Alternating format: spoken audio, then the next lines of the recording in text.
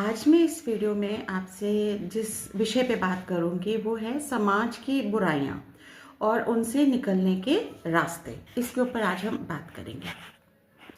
तो आज का समाज जितना हमें सामने से विकसित दिखता है, जितना मॉडर्न दिखता है, एक्चुअली अंदर से उतना वो शायद खोखला भी है और उलझा हुआ भी है।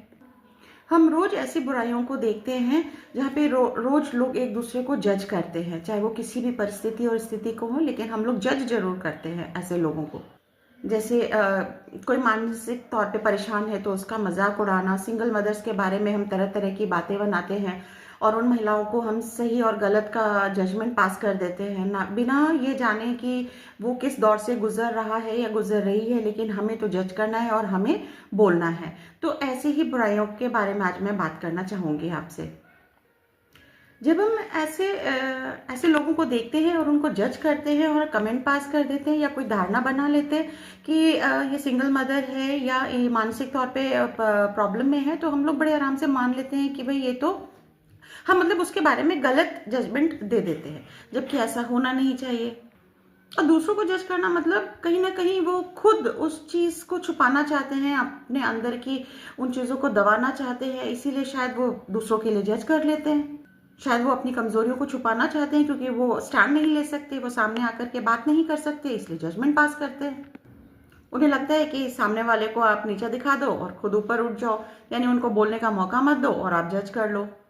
जब ऐसी प्रवृत्तियां फैली है ना समाज में, तो नकारात्मकता बहुत ज्यादा बढ़ती चली जाती है।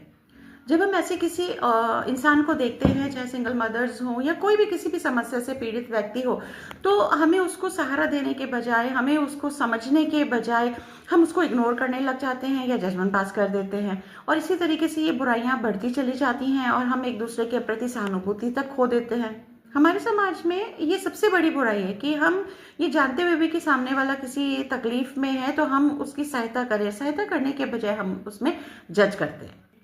इससे बेहतर है अगर हम किसी को जज करें उससे पहले कि हम उसको थोड़ी सी एम्पैथी दे दें, यानी कि उसको थोड़ा समझ लें, उनको थोड़ा सा समझ के उनके उनके प्रति सहानुभूति जताए, तो शायद हमारे समाज में से बहुत सारी ऐसी बुराइयां हैं जो खत्म भी हो सकती हैं।